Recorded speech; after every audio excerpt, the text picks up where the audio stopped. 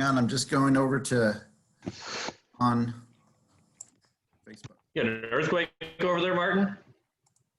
Yeah. We do a little nipple shot. Yeah. You get a head We live? We're live. Yeah. Oh, hey, cheers, Nothing else on there. everyone. If anybody besides Adam knows where I'm at, then you will get a bottle of Midnight Cellars. What? How do you get that? He gives the bottle to give. He's regifting your gift, Richie. I know that's kind of rude to do it right in front of me. I know. In his kitchen, Martin's over at Croad. At least wait till Christmas. Adam's probably at some hotel somewhere having a cocktail by the pool. Turning tricks by the pool. Anybody know where I'm at? You're in a wine cellar. You're not anywhere. You're at home. No, Bubblegum Alley. wine cellar at Paso Robles. Adam's been there. Adam took this picture. Yeah, that is the tasting center, the hospitality center at Chateau Margaux. They bring you into this little teeny room, and it's like super. It's just amazing. And then you look down, and Jeremy, can you like duck down a little bit? Like it's literally a hallway of all of their wines.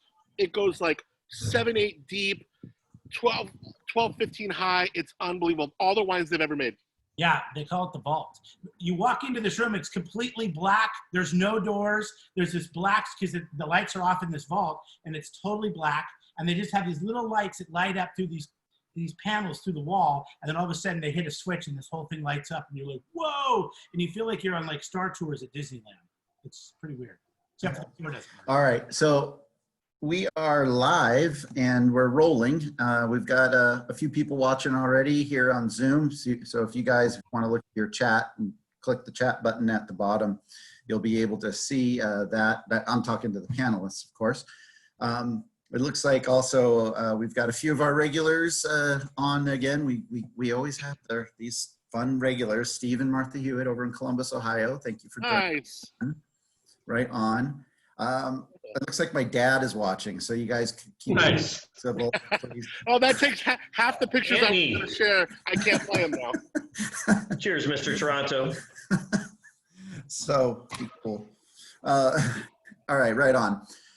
Welcome everybody. Chris Toronto here from the Paso Robles Wine Country Alliance, and thank you again for tuning in with us here on our Paso Wine Hangout.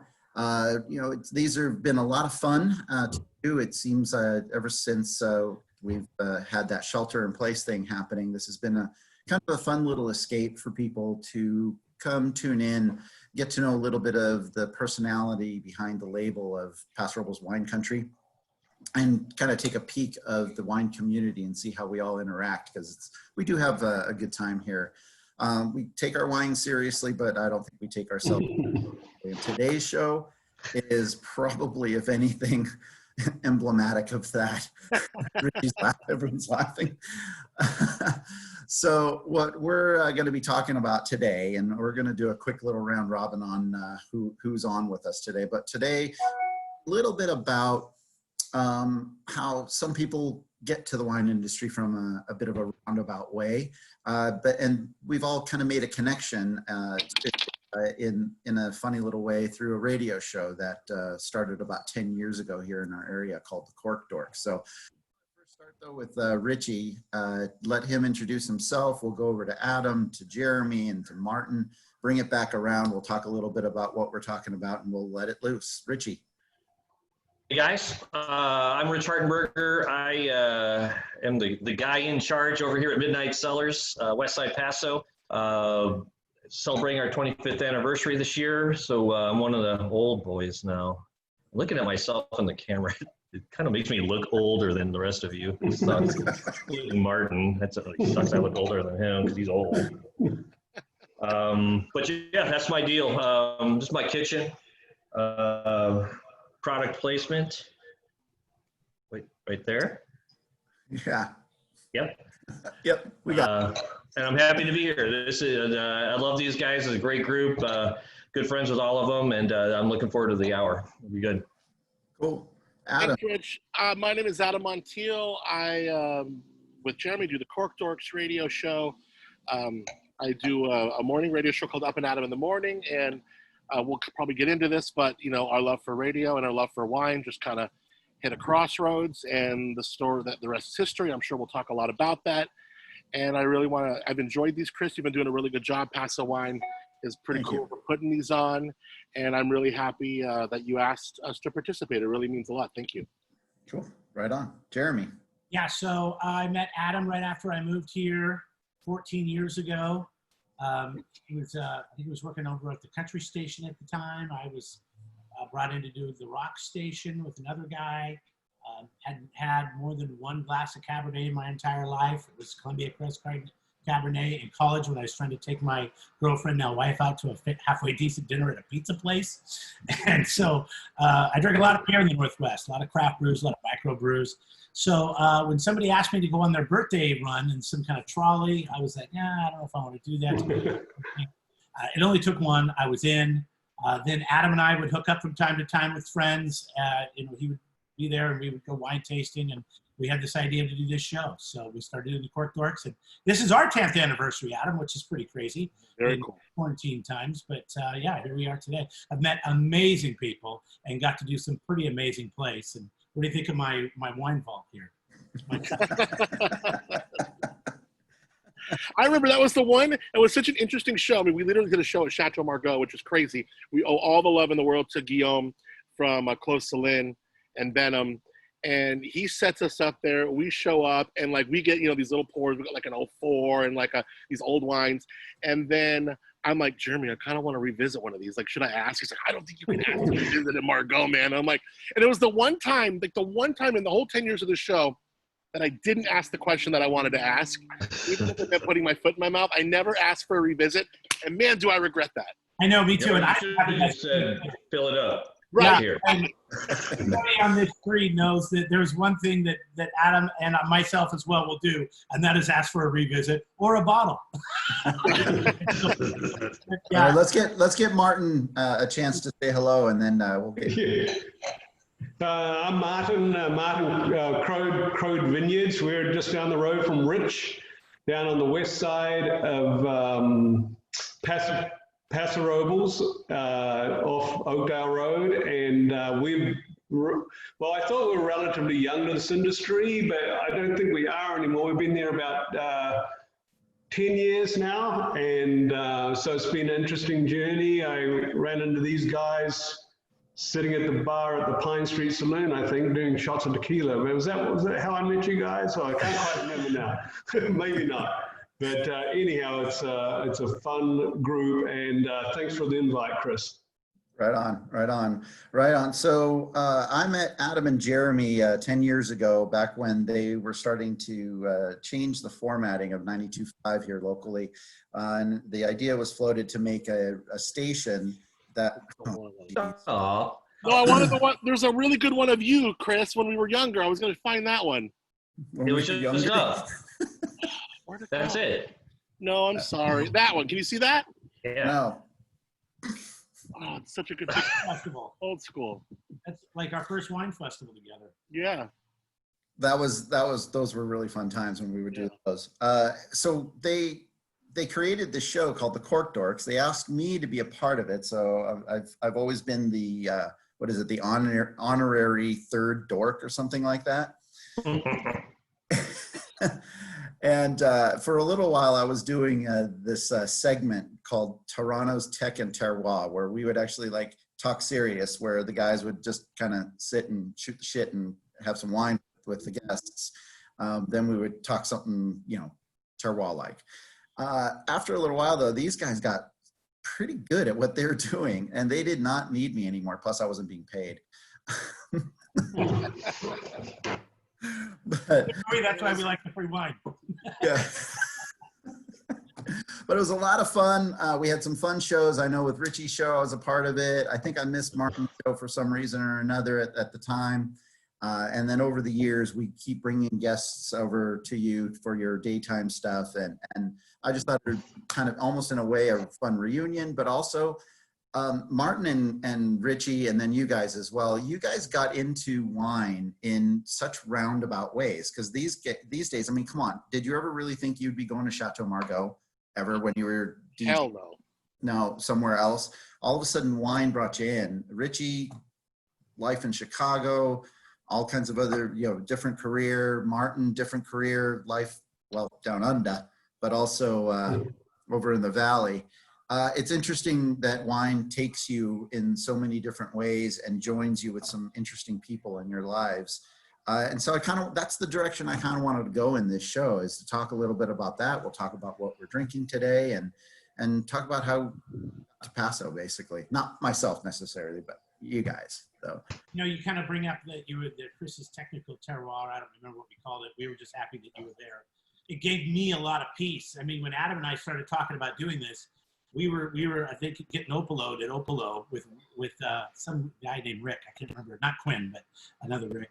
And we're talking about doing this, and Adam was super serious about doing a show where we drink wine and on the radio, and I'm like, they're never going to let us do this. Like, this is not going to happen. He talked our bosses into it, and we sat down and came up with the format of the show pretty quick. We always wanted to get to know the people behind the wine, just as much as we wanted to know about the wine, and get on the equipment, see kind of how this works. That was my side of it. I really wanted to. Every time I went to a winery, I wanted to go into the cellar. I wanted to see the equipment. I'm a very hands-on person, so I wanted to see how this actually was done. And Adam was excited about that, of course. But then when you came, Chris, it was great because we could just goof off and have fun. But then we could have seriousness to it by having the communications director from the Paso Robles Wine Country Alliance. Yeah, I think it really gave a legitimacy, if you can call it that. I mean, definitely a lowercase L, but a legitimacy to what we're doing, because look, not only did we not know anything, I mean, we didn't know shit about wine, and we still don't. We still don't. No, we still don't. You're right. But Chris really lent a legitimacy, not just with his knowledge of wine, but the knowledge of people, and like, hey, you got to talk to this person or that person, and that's the one kind of connection that has been so valuable to Jeremy and I think of, and I just had a conversation with Josh Beckett recently, and I know Jeremy will remember this, like, our first time doing our show up in San Francisco, the world's largest Zinfandel tasting. We're up there in SAP, and it's like, hey, you need to talk to Josh Beckett and Christian TG, because they're going to go introduce you to, and no offense, Joel, but like the real Joel Peterson, Ravenswood, or Ken Rosenblum, or some of these guys, and really Gus Gamba. And then it's like, wow, we're really getting a chance to like spread out and get to know people. And it was so special and very important. Yeah. Those are early on with your guys' involvement into wine was quite impressive. What a quick trajectory you had. So Richie, we're coming up, 25 years of your... 25 long years is right. We moved out here in 1995. I was a product manager for a medical supply company in Chicago. Go Bears!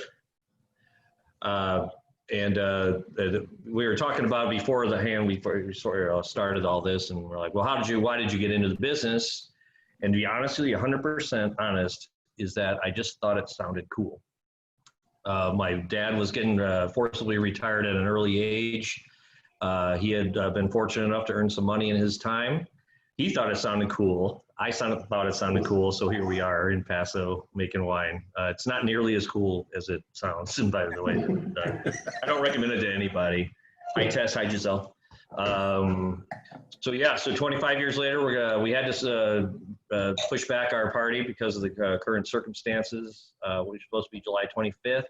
We're shooting for September 26th, right in the middle of harvest, to be really perfect. But I'm determined that we are going to celebrate 25 years, because I was 29 years old when we started this business. I'm a tiny bit older than now. I'm like 32, 33. So it's been kind of about like being in a time warp, to be honest with you. So, but it's a fun business, truly fun. These guys, I have the distinction of being the third on-site Cork Dorks visit. Right. And it has to be the drunkest the visit that you guys ever did. That was a long day. Toronto showed up a case of Modelo. No, I didn't. That never happened. I don't know what you're talking about. It takes a lot of beer to make great wine. Cigarettes and beer and whatever the hell else showed up that day. God knows what he brought. Oh my God. Remember how hard it was raining that day? It rained so hard. Yeah, under that metal roof, it was hard to do the radio. It was literally the year that it snowed. Jeremy, remember we did a show with Jimmy at Dose, and it literally snowed that year on the west side. Nuts. Yeah, everybody done karaoke in the snow while lighting off a gopher bomb? Hey, are those shows, can you go to your website and find those shows? I think because we changed like web hosts or carriers at some point in the mix, that probably isn't available. I mean, I have all the shows, and we should archive and have those available, because some of those old shows, and what we're doing right now because of COVID is we're playing those old shows right now during our Liquid Lunch time frame. So, I mean, shoot, old Chardonnay Symposium or old Zin Fest with Paso, or, you know, old episodes. I got to bring out the one with Richie and Croad. We stayed up there at the accommodations with Martin and learned all about his history. So some of those old shows, they're so much fun to listen to. We were so slurring at the end of that one. You definitely could tell, Jeremy, are we right? Like by the end of the show, if you listen to the audio at the beginning versus the end, probably a lot like this broadcast, the chat is a little bit different for sure. About our show too is, if you've listened to the show before, we spend, you know, it airs for 2 weeks, but Adam and I aren't going back. I mean, we're doing all that recording in one time. We'll be somewhere, usually at a winery, for at least 4 to 5 hours.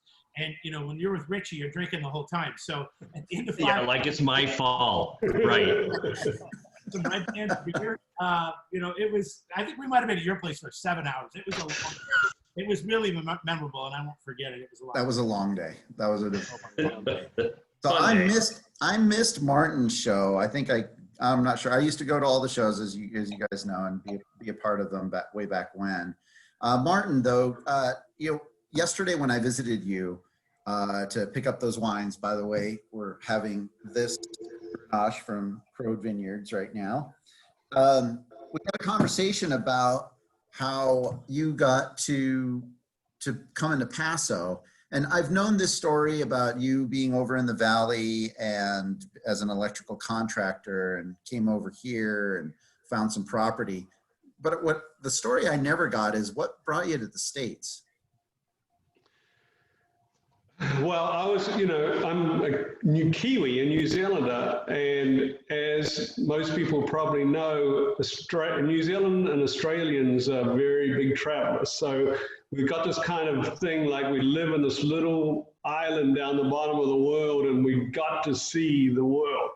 So New Zealanders have it in their blood to travel, and that you'll find them all over. And you love this little New Zealand-Australian rivalry. You can be sitting in a bar in Timbuktu, and there'll be an Aussie and a Kiwi sitting next door to each other arguing about something between Australia and New Zealand. So Arm wrestling.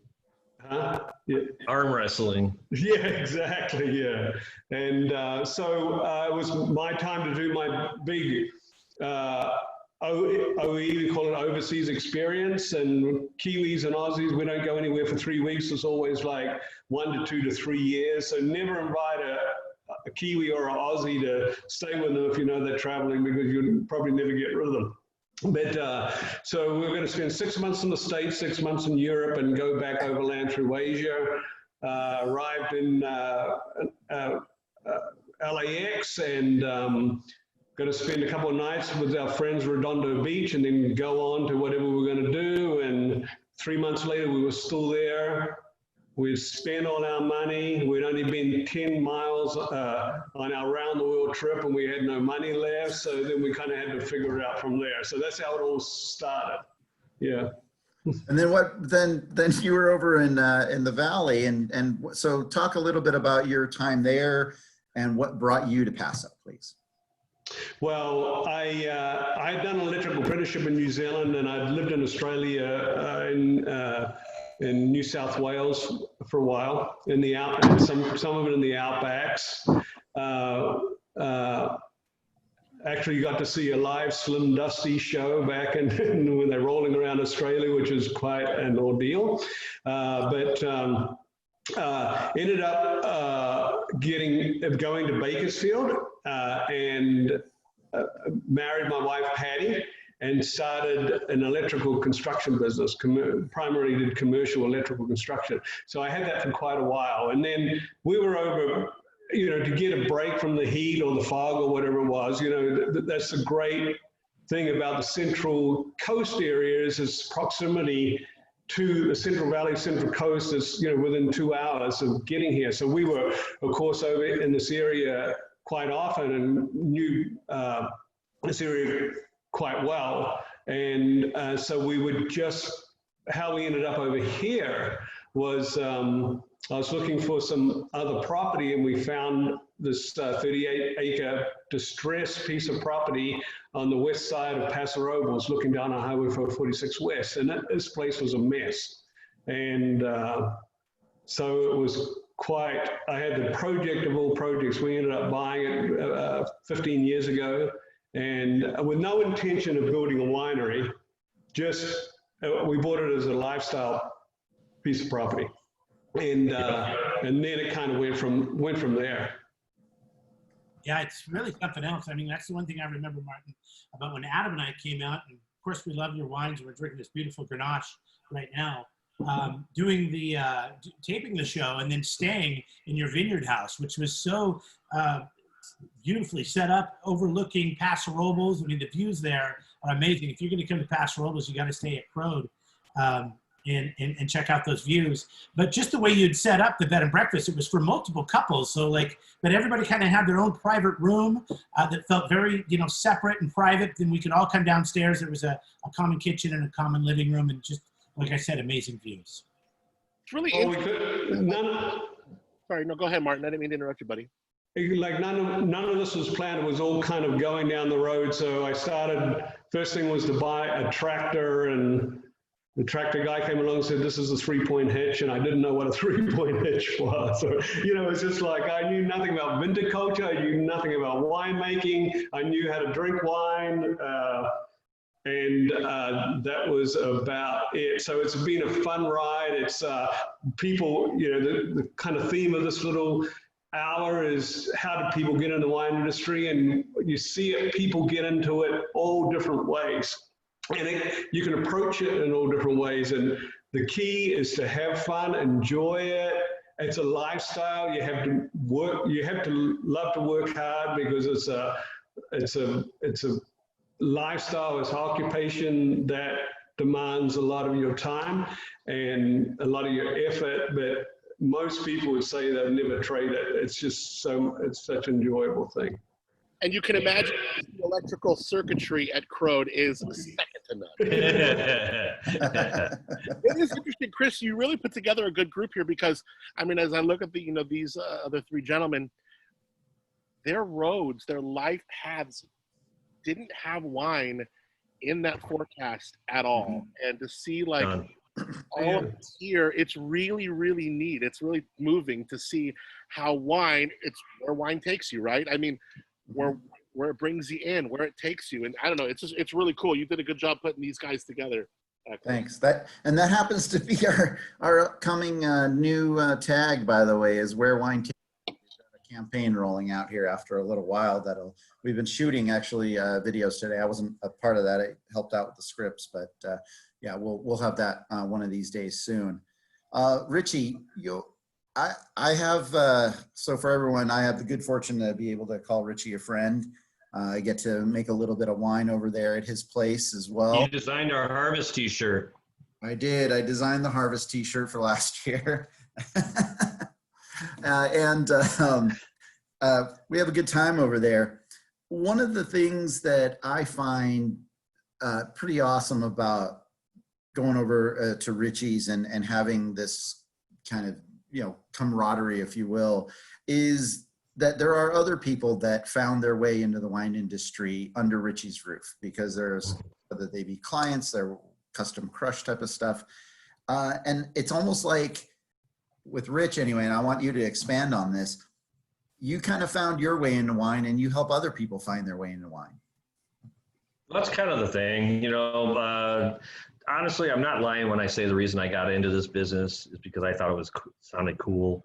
I figured I'd be semi-retired right now. I'd have movie star friends, I'd have that jet lifestyle. I have none of that. I'm just a lowly punk farmer dude that works harder than I should have to at this age.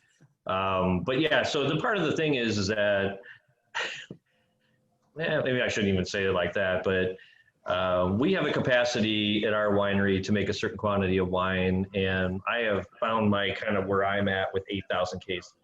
So we have an extra production space available. So it's kind of fun to bring in people. Sometimes it's fun to bring in people that are just getting started, and we can kind of show them. I have all the fun toys, so a lot of people like the sorting tables and lovely be. So a lot of people like to come in and make their stuff there to start. We have a long list of people that have gone through our place while they were building their place, or they were doing this, that, and the other. So I've had a really great opportunity to meet a lot of fun people, a lot of, I can't even say it, but people that aren't so fun and don't do business with us anymore. But the fact is, we have fun at our place. We have a basic knowledge of how to make wine now and I'm still open to learning, obviously, because you never know it all in this business. So yeah, we have about 6 or 7 other people including Chris, that makes his wines at our place currently. So yeah, it's been fun. It's a nice opportunity to kind of spread the wealth, if you will. Wealth is the wrong word, but Martin's the one that's laughing right now, by the way, because he's the one in this with. We work in radio. We work in radio. We know exactly what you mean. Right. Love. Love. This is a business where you. Go ahead. What's the saying? It's you want to make $1 million in the wine industry? Start with 5. Yeah, well, I've been through there. I've done that. I made my small fortune out of my large fortune, whatever they call it. And you just don't do this for the money. And that's what I tell everybody that's asking my opinion on whether they should get into this business. But it is a lifestyle. It's fun. You get to hang out with guys like this. You get to drink at whatever it is, 3:27 in the afternoon, and it's my job, right? I don't know. I think I have some buddies from Chicago where I grew up watching today, and they kind of know like how I was and how I never turned down a afternoon glass of wine or beer or whiskey or vodka or tequila or rum. Well, I digress. So it's kind of a fun. I mean, this business, everyone in it. If you look around, boom, boom, boom, and I'm pointing at Adam, not like stuff. This is a fun business. It's a place you go if you don't care about being a millionaire. If you just want to have fun and drink wine every day, which I do. Oh my gosh, that's well put. We have a question, and I want to toss it out there because I think some people want to know a little bit about your properties. What is really quick, Mark, case production and size of vineyard, and then Richie, case production and size of vineyard. We are a very small, under 2,000 cases, the winery with 20 acres. We got 5 varietals. We got Zinfandel, which is kind of our main kind of flagship that we're known for. And we got our GSMs, Grenache, Syrah, Mourvedre. And then we got some Petit Syrah, and I just planted a little bit of Cab, so get a little bit of West Side Cab. Yeah, and I brought the Grenache today. And there was another couple of questions. Steve, I don't know the Kiwi, Angela, and Cynthia, this was used to be a horse property, yeah. You don't have a Kiwi group on Facebook? Just Kiwis allowed, just share photos about Kiwis. It's so funny that just because he comes from New Zealand, somebody else might know somebody from New Zealand and go, hey, do you know that? You know Renee? Do you know Renee? He's also from. Be careful, Adam. Be careful. Actually, there's only about 10 of us, so the chances are actually quite good. I got to tell a story here. The previous home that we lived in, I had a Kiwi as a neighbor. Not enough guy and all. And sure as shit, he knew Martin. All right. Well, I mean, there are a few winemakers. I mean, of course, Martin. I think of Finn Dufresne, who is the general manager and the wine director over at Chamasol.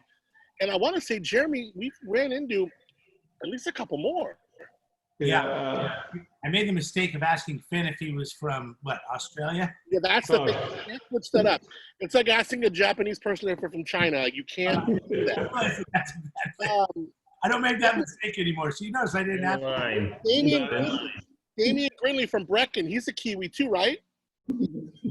Never do that again. No, he's Welsh. No, he's Welsh. Oh, he's Welsh, but Amanda's an Australian. She's an Australian. Australia, yeah. Same thing.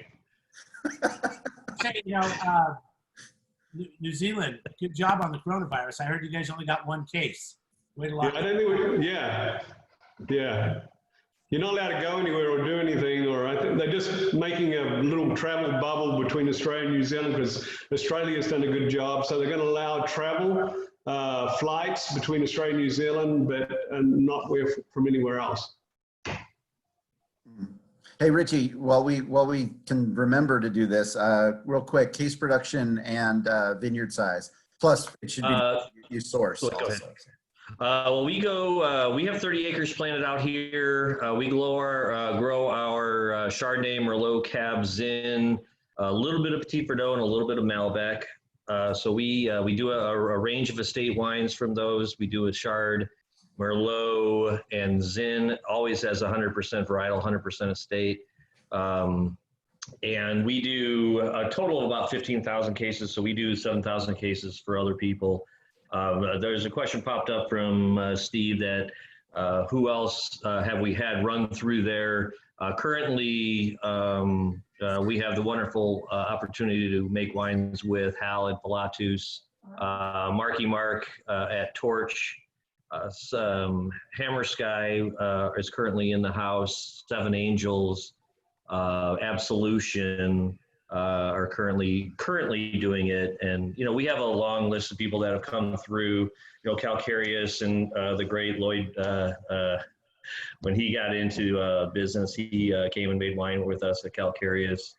Hoy at Carstone, we made wine for him. Oliver's Twist, and a lot of others. So I've had a really fun opportunity to meet a lot of people. And it's also a great opportunity to see a lot of vineyards and meet a lot of growers, which allows you the opportunity to come in and kind of pick and choose. Like, wow, that Pinot you got the other day, that was really good. So, and try to weasel my way into it, kind of thing. So what was the other, where were we headed with that? Where was I going with that? No, yeah, you're good. Capriccio Italian, I see that popped up there. It's our Super Tuscan style of wine. We just blended the 18 version of that, and that'll be really fun too for whoever brought that up. So we've been doing it a while, so I've met a lot of fun people and done a lot of really fun things. Right on. Hey, Martin, why don't we talk? Let's really quick just geek out real fast on what wines we have today. So Martin provided the Grenache. You want to talk really quickly about? Yeah, this one of our estate wines, 100% Grenache, nothing else in it.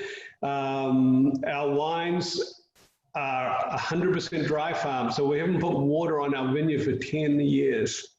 So we have concentration. And also with this calcareous soil we have on the west side of Paso Robles is a limestone-based soil, so it holds its acidity.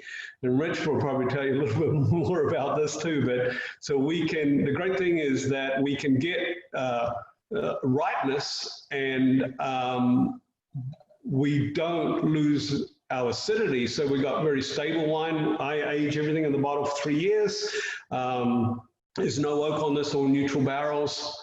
Just let a lot of raspberry come out there right on the front, but then the acidity takes over and you got good structure and backbone to it. So a lot of concentration. Yeah. Oh, it's delicious. Absolutely delicious. It's a 2015 too. So yeah. What is your? That's what I was just checking was the vintage. Yeah. Yeah, everything's aged because our wines don't open up with our pH is down around 3.3, 3.4. We need that. We need the time. The ageability of our wines are very, very good. The older they get, they start to will hold fruit. Just like us. Yeah. Like if we, sometimes we bottle like that Grenache. When we first bottled that, there was you could hardly taste any, there wouldn't be any raspberry there. You hold it for 6 months, open it up, and all of a sudden this raspberry blasts out there. So it just needs time to open up. Yeah, delicious. Yeah, it is. Absolutely. Available on your website and all that. Yeah. I think so. I hope so. Well, give us a call if it's not. We've only got 2 acres. We've got 2 acres of Grenache, 2 acres of Mourvedre. And actually, if talking a little bit vineyard, a little bit, the difference on the Grenache, with it being dry farmed, the Grenache just takes off with the canopies big, even though it doesn't get any water. The Mourvedre always struggles. We barely get our bricks levels with our Mourvedre. It works with our program because it works for blending, and it's a little bit understated with our, the Mourvedre is more understated because a lot of our wines are kind of big fruit forward style wines. So the difference in just the varietals on the same soil, farmed the same way, and you see them side by side, and they totally, you'd think they're in a different area. Richie, you make a Grenache too, yeah? I do. Is it also Willow Creek or? It is. I get it from Randy down at Red Souls, who grows a nice little, it's right, like literally I'm looking out my window in my kitchen. I can see his house from mine. And what? No, I'm just kidding. But yeah, the vineyard borders on mine. We try to stay on the west side because we're snooty and snobby and we're better than everybody else. I'm just joking. It turns out really great every year, and Randy does a really nice job over there. So yeah, I just do about 50 cases. We keep it for the wine club, etc. So very limited stuff on the Grenache. The wine, though, that we're drinking of yours, well, let's talk about that, the Mare. It's a 17, and did you say it's not released yet? Not quite released yet. We're working through the last 30 or so cases of the 16. Mare Nectaris is a wine that I started making back in 1997. The only restriction on it is that it always has all 5 of the Bordeaux blenders. Which obviously are Cab, Sauv, Cab Franc, Merlot, Malbec, Petit Verdot. We do between 100 and 150 cases a year. For the score people out there, it always scores well.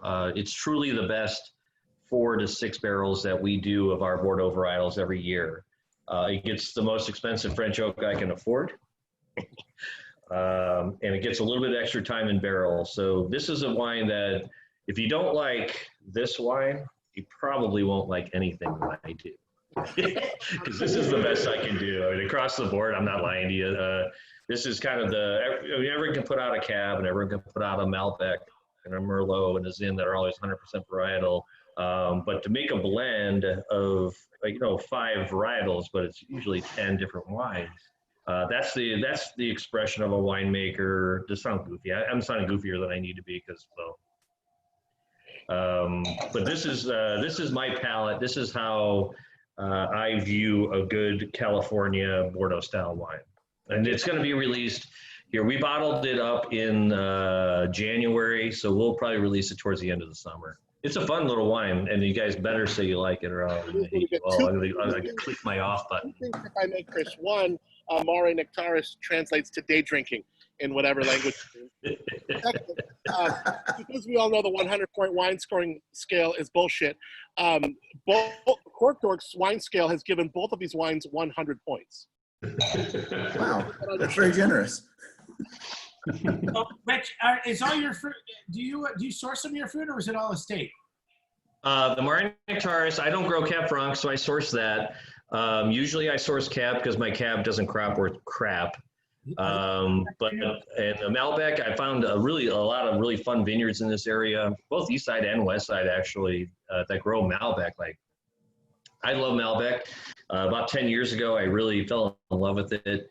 So I include it in a lot of my blends. I grow it. I have 2 acres, but I also get some from the Encell folks that also make their wines at our place, among other places, Burley and a whole bunch of other vineyards. So Malbec is always kind of a blend of the others. Petit Verdot is almost always from the estate because that's, well, the best ever. Do you source the Cab Franc and the Cab from the east side? No, it's generally either, and you know, it doesn't matter. You can grow great grapes on the east side. You can grow great grapes all over this great appellation of ours. I just so happen to have relationships with people in the El Pomar district and over here on the west side, you know, Willow Creek and Templeton Gap. That's where I buy them. But there's great fruit, Chris, right? Grapefruit. You better be saying that for 2 reasons. One, of course, we represent all 11 AVAs, but also you often convince me that I should be buying certain fruit and it's not West Side. Correct. I think El Pomar has some wonderful fruit. You look at a lot of some of the big wineries. I mean, Justin's got property in El Pomar. You look at, there's a lot of great grapes being grown in El Pomar for sure. Yep. Great place. And all over the appellation. Yeah. Yeah, no, Pomar is actually, and it's super pretty over there too. It's one of I mean, the whole, beautiful. It really is. So. Is it kind of weird though? I mean, isn't it interesting? Like we're only a few years into like this 11 sub AVAs, and we already have kind of, and you can call it perceived, you can, you know, whatever your thought of it is, but we do have kind of like cool kids AVA, like Willow Creek. You know, I don't know, it's because of some of the brands in Willow Creek, but you do have some of that kind of, you know, thing going on a little bit. Yeah, It's definitely the brands. You know, you got Saxum, you got Booker, you got Khaleesi, you got all the, you got Via Creek, you got all Lene Coloto, all the big guys that get their 100 points and 98 points on everything. Stefan does a wonderful job there too, and they all surround my vineyard, so they can't kick me. Now, if you can just learn how to make wine, you'll be good. You could just support the French oak. I think you'd be good. Right? You know, someday I'm going to be one of the cool kids. now you're cool. You were born cool. Remember, you got into this business because it looked cool, right? It sure did. Sure did. But I have no movie star friends. None. Not one. Well, it's okay. I don't like you. I mean, actually, that just gives you something to aspire to. Otherwise, then you've been there, done that, right? That's exactly right. You got to work for it. And I don't mind working. It's got to be in part of the Midwest. You coming out of Chicago, everyone works hard there. Go Bears. Did I mention Go Bears? Work hard. So it's go ahead, Jeremy. Jeremy and Adam. So work hard. Man, the amount of wine knowledge that you guys have kind of picked up over the time and doing this has been pretty fun to watch, because truly, like, you guys didn't know anything when you started your show, truly. And so I think one of the things that I also find pretty remarkable, though, is the how you can navigate the wine industry so easily. What do you think was what really helped you? What is it? Just been time?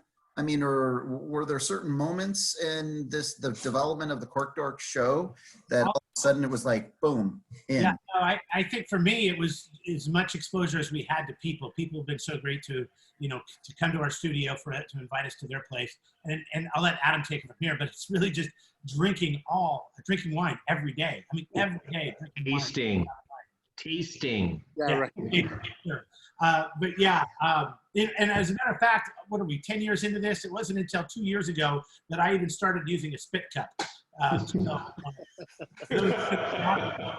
unfamiliar with the concept. Yeah, I really like those relationships we made, because those relationships afford you so much. It's like walking down the path and then the new caves with Justin Smith, and then he goes, "Hey, try this one." Like, I had never tasted the 07 James Berry. I didn't know what put 100 points on the map that year for Paso. And then, you know, but I meet him in, 2016. We're walking down the thing. He's like, "Here, open it." Or going up to like Zap, like I mentioned at the beginning of the broadcast, and and meeting people from like, "Oh, whoa, here's Zinfandel. I know Paso does great Zinfandel." but wow, rock pile, wow, Russian River.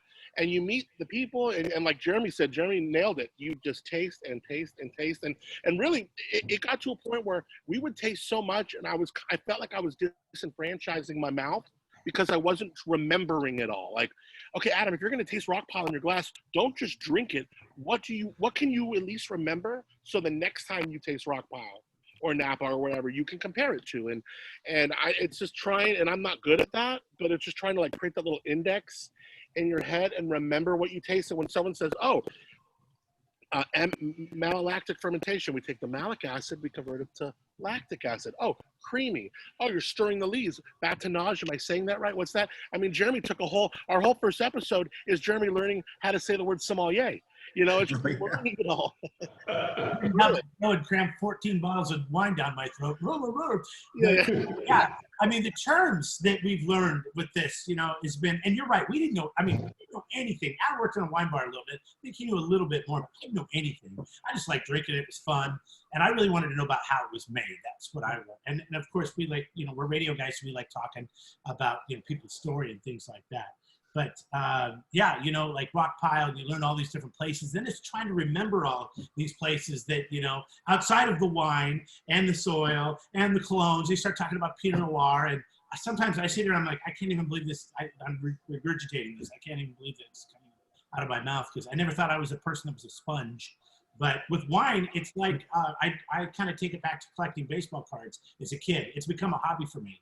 And now I have a cellar downstairs in my house, and you know, I save certain bottles for certain times. There's certain bottles I will not open unless maybe Adam's there or somebody that understands wine. It's not just because you understand wine.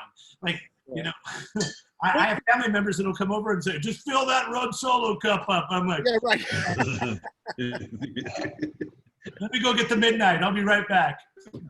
And it's like those two dudes who don't know anything about wine. And like, Jeremy, I'm going to throw up a picture right now because I want wine to do this. And I want you to see if you can remember this show. And then there's some great stories about the show. And does that come up? Can you see that or no? For some reason, it's not coming up. Oh, damn it. You're not sharing your screen, man. It's so stupid. It's silly. Okay, anyways, Didn't we go over this in the pregame? Come on, Adam. I tried. But no, like We just did it as your background, not as a share screen. I tried that, but you know, Come on. Jeremy's got like the newer Mac, so his Adam looks legit. When I do my background, it turns me into like some avatar. It's weird. You know? But I mean, like I think of like Jeremy and I go and like we did this. Look at the first time Jeremy and I land in France, and we're in Bordeaux to do this cruise with Alma Waterways and do shows at Chateau Margaux. We show up at this place called Chateau La Pointe-Marais, and you probably have had their wines before. And like these guys, like 7, 8, 9 generations of like negociants, and like these guys are just like old school. And Jeremy, you know, we got all the equipment there. He's lugged it in, and we didn't have the right, you know, American to French adapter. And we had the adapter, we didn't have the converter. Right. So what we found out is the adapter doesn't do crap if you don't have the inverter or the converter, because as soon as we plugged it in, boom, everything exploded. And here we are, traveled thousands of miles, airplanes, boats, you know, we're here and we're about to talk with the owner in the special wine room, and we got nothing. Dumb and Dumber. And then, yeah, exactly. And the picture I was going to show you is this one board. We're going to the nicest tasting facility you've ever seen. Like it's for like when Robert Parker shows up, and you go into this all white room, and everyone's got their own seat. And in the seat, there's a drawer, and the drawer's got a little spit funnel with air, and like it's so nuts. And the back wall, and this little woman, she's like 4'9", and she's like this, you know, she's the matriarch of this organization. And I look at the signatures on this wall. It's a whole whiteboard with signatures. And at the end of the show, she asks us to like, would you sign the wall? And we're like, I mean, I know nothing about wine. I still know a ton of those signatures up there. So we went and we John Hancock that right next to Robert Parker, like Cork Dorks here. And, right over him. Yeah, right. A little bit over him. Yeah, right over the R in Parker for sure. So our first show in Bordeaux was taped on an iPhone like this. Yeah, right. Yeah. And it worked. We aired them. I mean, it was pretty funny. We learned right away that you got to make sure you bring. I called it the football. After that, it was kind of shaped like a football, and we brought that everywhere. Right. What was your, what do you think is your most memorable show? I mean, I know you want to probably say, with Croad or with Midnight, but What's your most memorable wine, guys? in Paso. The question is that bullshit. Oh man. Um, Go ahead, Jeremy. well, I mean, a few stick. I mean, Richie's show is always going to be. It's not one. It's going to be a few. The shenanigans.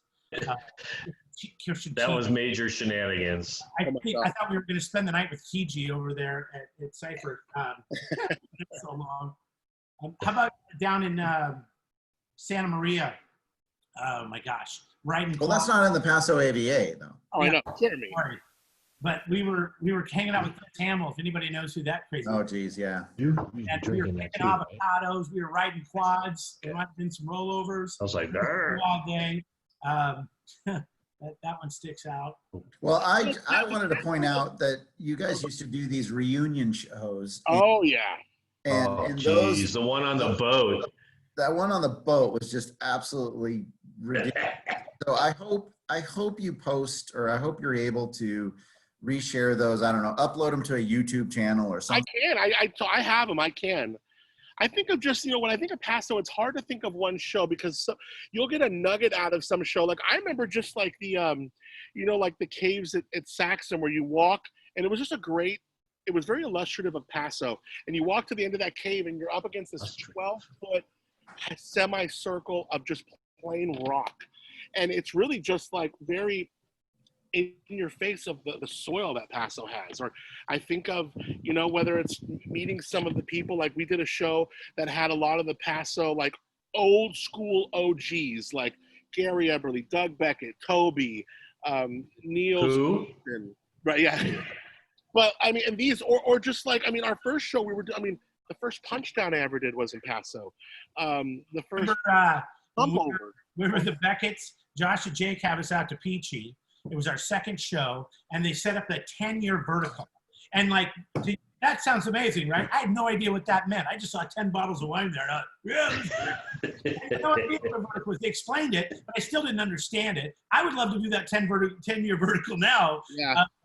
I can't remember the vineyard it was. It's their main vineyard. But then they're like, hey, here's a hose, clean the press. Yeah,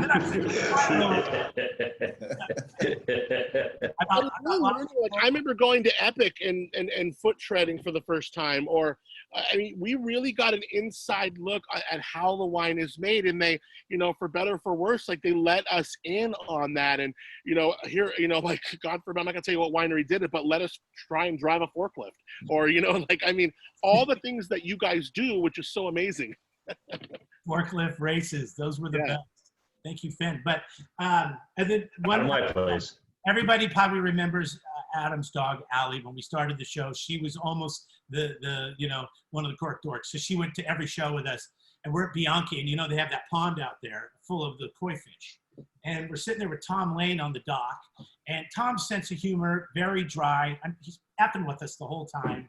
He's probably like, what am I sitting here with these two idiots for? Right. And we're just trying to do the show, and Adam's dog is running back and forth, barking at the fish. Next thing I know, in the pond trying to eat the fish. Oh, my God. Well, that was after I had to literally stop the show. We've never had to do this in the 10 years. I got a call from the La Quinta.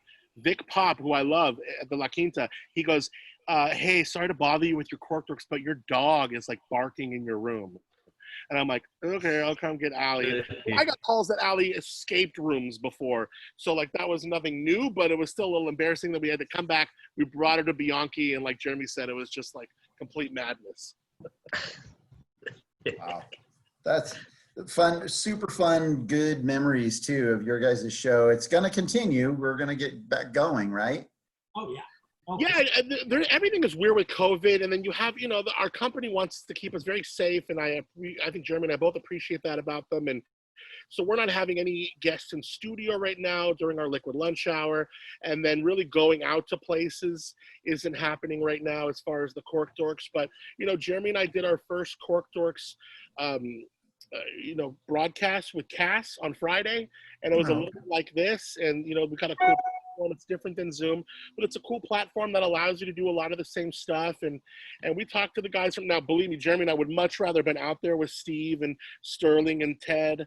But this is the way we're doing things right now. And it's I mean it's the reason this great broadcast was born. Yeah, it's You know? kind of like when you rent a car and you go on vacation and then you get to pick your rental car and you're like, oh, this is cool. But then you're kind of glad to give that back and go back to your car.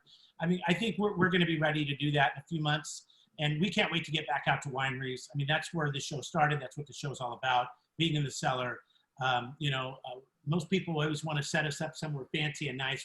We want to be on a cardboard or, a 6x9 table, in the cellar, right in between with, hoses everywhere. I mean, that's kind of how we like to do it. So I'm hoping for 2 months. You sound like Gavin Newsom when you say that. You scare me.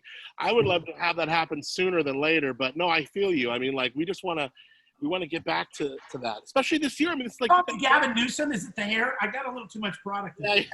You just got to say, meet the moment. I was going to say, Adam, the hair is on point today, by the way. Nice hair. Yeah. I'm literally going to get a haircut, like I'm going to get my first legal haircut right after we get off this broadcast. Yeah, you had some hairs out of place yesterday, so I'm glad you shaped that up today. I am Super nervous.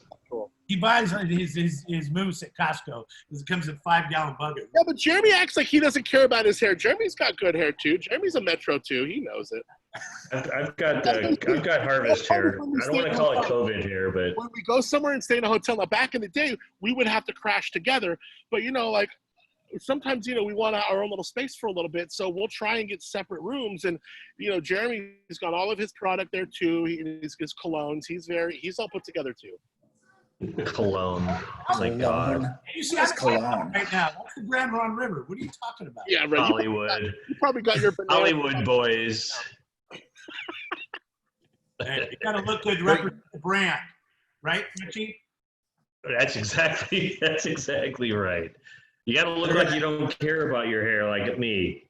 I think you're missing. Or Chris. Bald. I mean, just go with it.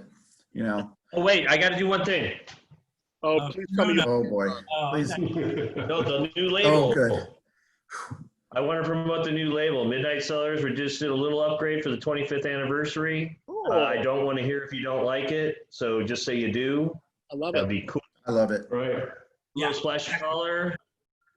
And that's all the things on my list. We were lucky enough to have a little of the Grenache Blanc recently, label, and we just bottled the 19s. We are gonna. The other thing is our tasting room being open or not. We're not gonna be open this weekend, but we're shooting for the week of the 19th. We're hoping that, speaking of our governor, that he lets us little guys open without having a full restaurant on site, because serving a hot meal with everything is a little bit, what's the word, onerous for us little guys. So hopefully we're going to be able to be open without having food service, but one way or another, I got to open this bad boy again. So we're going to be open by appointment only to start with on the weekend of June 19th. I don't know what you're doing down there, Martin. I'm up here. Anyway, we're just waiting. We're just waiting, with accommodations, everything that's been shut down. I thought, I was pretty diversified with the different things that we do up here, but we're diversified it all in hospitality, so it didn't. We just got hit everything we have, we got hit with. So accommodations, we do small little wedding venues up here. They got shut down. The tasting room got shut down. So 100% shut down. So hopefully it's going to be close. So we're keeping our fingers crossed. so that's a good segue too, because we're going to be wrapping up here. But there were some questions over on the Facebook Live side of things that was asking basically when are we opening back up. So for everybody out there who's watching, whether you're in the East Coast, Midwest, wherever you are right now, listening in and watching, just to let you know, we are currently open if you are a winery that has what they would call legitimate food service. So if you're like a restaurant in essence, Richie, if you can provide basic restaurant service style food, then whether you're doing it yourself and you have the proper licensure, or you're using a caterer, you're using a food truck, you can be open. There are a lot of parameters that you have to follow or guidelines you have to follow for social distancing and cleaning and all those types of things. We do think, though, that because Wine Institute has been lobbying on the entire wine industry's behalf, you got to think 5,000 wineries in the state of California, that there are a lot of people really needing to open back up their small businesses. Wine Institute has been doing their best to lobby on our behalf. And they are also hoping that within the next 2 weeks that we're going to see some sort of shift in the governor's policy as far as wineries being open, because we do have the liberty to be able to social distance within certain properties. I know at Martin Croad's place, not only is it an indoor property where he is sitting right now, but it also has an extensive outdoor area, different patios, different levels. Over at Richie's, you have that huge, huge backyard, if you will, that has a lot of opportunity to be able to get people to spread out a little, guidelines, and be able to provide a really great experience for people still that are wanting to come and wine taste. So we'll be open soon, I hope, but we're getting there. So I've seen some people in Paso like, give you a cup of noodles or something, like here's a cup of noodles, or like no, or like that's not going to happen. You can't do that, right? Or can you? Or I don't know. No, Barrel House is doing it, and they said they asked the county about it, and they said it's just fine. If you give them a dried cup of noodles and point them towards your microwave and water, you can choose to make it and have your hot meal, or you can put it in a basket and they donated it to the shelter. So I think it's just we were thinking of doing Vegemite sandwiches, but we didn't think it'd be a very good success or not. Now we're going to read about you guys closing the week after. Right. Yeah. So I do want to say that when we open, we're going to do it by the rules. I'm not normally a rule follower or a big believer of rules in just the idea behind them, but we are going to follow the rules. We're going to clean the hell out of the place. When we open, we'll disinfect every single thing every single time anyone even looks at it. But we're gonna follow the rules during this because I know how serious it is, and people are taking it very seriously, and we are also going to take it very seriously. So on June 19th, make an appointment, and you should, if we're on top of things, you should feel pretty safe. Come to our place to taste. Right on. So thank you guys. Thank you. Martin Croad, CroadVineyards.com. Thank you for joining us today, bud. Richie, always a pleasure to see you. Yeah, attaboy. MidnightCellars.com. Jeremy West, Adam Montiel with the Cork Dorks radio show. Looking forward to you guys being live and in person again when we're able to do that. Cheers, you guys. Thank you very much, Chris. And cheers, boys. Cheers. Thanks, so awesome. We all got to get together when this is over and really get drunk. Yeah, Martin, can we have a slumber party at your place? Not inviting ourselves, but bring it on. Get the top bunk. Right on, you guys. Okay, thank you. Join us again, PasoWine.com. Have a look at the show schedule there over at the Paso Wine Zoom Hangouts. We do have another show that's coming up this Friday. It's all about let me just tell you, I mean, even though I'm enjoying these wines right now, it is friggin' hot outside, and something chilled and crisp is going to be absolutely appreciated coming this Friday. But we will see you again soon. Thank you again, everyone, for joining us, and we'll catch you next time. Later. Thanks, Chris. You did a great job, as always. Yeah, thanks. Right on. See you, boys.